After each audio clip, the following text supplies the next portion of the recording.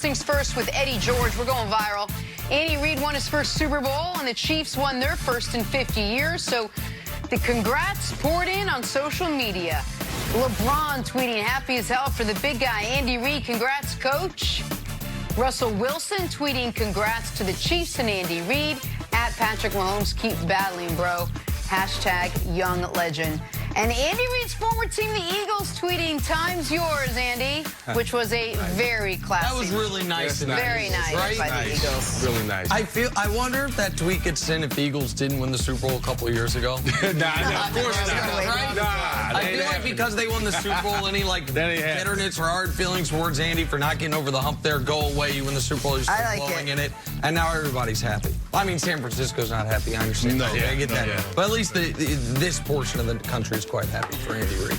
All right, let's get back to the game. Speaking of the Chiefs, for the third straight game, Patrick Mahomes, well, he had to play hero. That's because for the third straight game, well, the Chiefs had to mount a comeback. Last night, the reigning MVP and now Super Bowl MVP Mahomes rallied from a 10-point fourth quarter deficit, rattling off 21 unanswered points.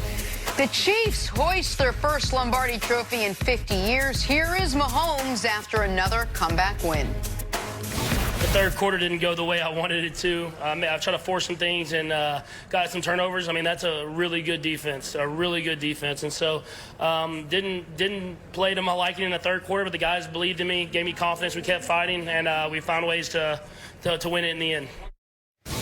Eddie, in your opinion, what was the key to the comeback last night for the Chiefs? I mean, as great as Mahomes was in the final moment of the game, yeah, he didn't play great earlier on, and I think he played like a warrior. He was resilient and showed all of the moxie that you want to see in a championship quarterback.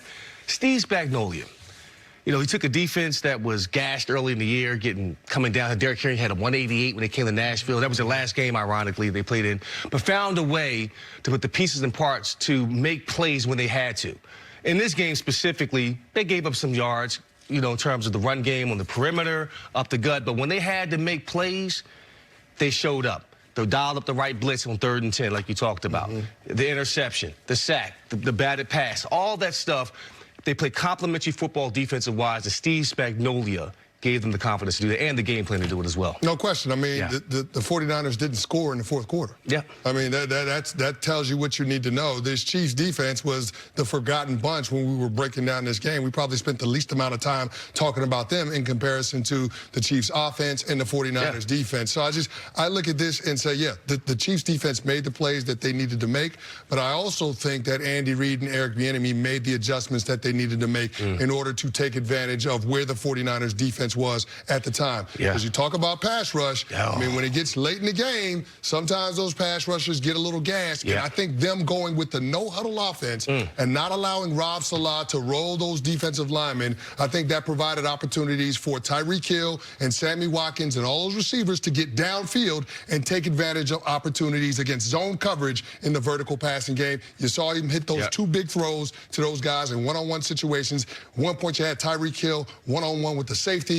You had Sammy Watkins one-on-one with Richard Sherman, and both times Pat Mahomes drops it on a dime. To me, that was the wrinkle that made the difference and allowed them the opportunity to have 3 consecutive touchdown drives. And coming into the game, for me, the key for the 49ers was that pass rush of the 49ers. You know, how sustainable was it going to be? Were they going to have enough gas at the end of the game to make the necessary plays? And when they did go no huddle, that was the key, to gas them out, to take a little bit of energy out. Because I tell you, Nick Bosa was tearing. Who's the tackle name? Eric Fisher. He was tearing his behind. The game within the game, man. That was just nasty to watch. That was brilliant to watch. But great, yes, that was an exceptional job by Eric Bieniemy to do that. And your guys' points on the defense is Spagnuolo, and also, by the way, Honey Badger rallying the troops on the sideline. Tyrann Mathieu, whose story is unbelievable. He obviously has a traumatic upbringing. He deals with substance abuse, gets kicked out of school, at least temporarily at LSU, deals with that, or suspended, I should say, I should have not kicked out of school, pardon me, suspended during the season, and it looked like his schooling was in jeopardy. It deals with a major injury in the pros, now on his 3rd team, and is a star, is the heartbeat of that defense. The leader of that defense. He is the Patrick Mahomes of the defense from a leadership standpoint. But now let me talk about Patrick Mahomes for a moment.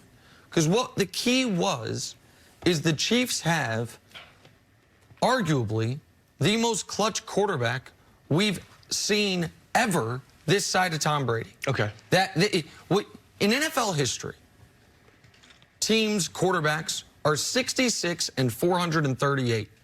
It's 13% winning percentage when trailing by double digits at any point in the playoff game. 66 and 438. 66 wins, 438 losses when trailing by double digits at any point of a playoff game. God. Patrick Mahomes is 3-1. And the one loss, they took the lead in the fourth quarter twice, and the defense couldn't hold it. Brady in those games is 6-6, by the way. He's unbelievable. No other quarterback has more than 3 victories when trailing by double digits in the postseason. Mahomes has 3, could easily have 4, and he's played 5 career playoff games. Like, and I don't mean this facetiously, name a quarterback, and I'll tell you the record in that scenario. Like, Russell Wilson, 3rd best ever.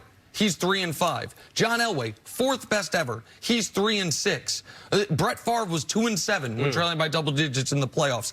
Eli, 0-4. Phillip, 0-4. Aaron Rodgers, 1-5. Dan Marino, 2-8. Pick Drew Brees, 2-7. Mahomes, 3-1 and 3-0 in these playoffs. He has as many come from double-digit behind playoff victories in this postseason as any quarterback has in the history of football other than Tom Brady. It's historically totally unprecedented what he's done over this last month. Is that all on the quarterback, or how much of that is also on Andy Reid for going for it on 4th and 1, for being aggressive, for his calls throughout the course of the game? How much of that is on how this game is coached as well? Well, I think you have to give credit to both Andy Reid and Pat Mahomes, but I mean, ultimately, I think I put more weight on the guys that are who has to go out there and do it. The guy that has to actually go out there and execute. And to your point, Nick, I mean, Pat Mahomes to have the confidence to be able to do that in that moment after he played probably the worst 3 quarters of his career in any game. I mean, that's the part that's special. And we knew that this Kansas City Chiefs offense was capable. We just hadn't seen it up until that point versus that 49ers defense, because let's face it, that 49ers defense was the best defense that they saw the entire postseason. No doubt. So, I mean, the fact that he was able to come back and lead that rally and to score 21 consecutive points, I can't say enough glowing things about him. But, I mean, he has that confidence because his team has done that before. I mean, the Kansas City Chiefs have had 8 quarters this year, including the postseason, where they've had 17 or more points in that specific quarter. The next closest team is the Dallas Cowboys with 5. So that gives you just a little bit of context as to how special this offense is. And the reason why it's special is because you got the best player in football at quarterback. And the only game they didn't in this postseason have a 17-point quarter was the Titans game.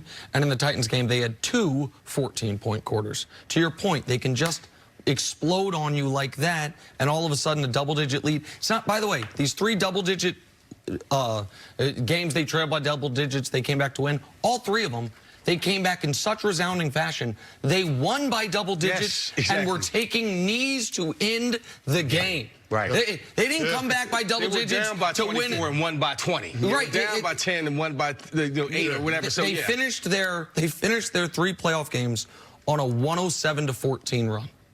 107-14 run to wrap those 3 playoff games. You're in such a good mood. Oh my God, it's great. I know you are. Back in miles after this. Yes. We got no more. We got to take a break. Coming up, which team is the biggest threat to the Chiefs repeating next season? Look at that smile. Take it all in, America. That's next on First Things First. Oh my God.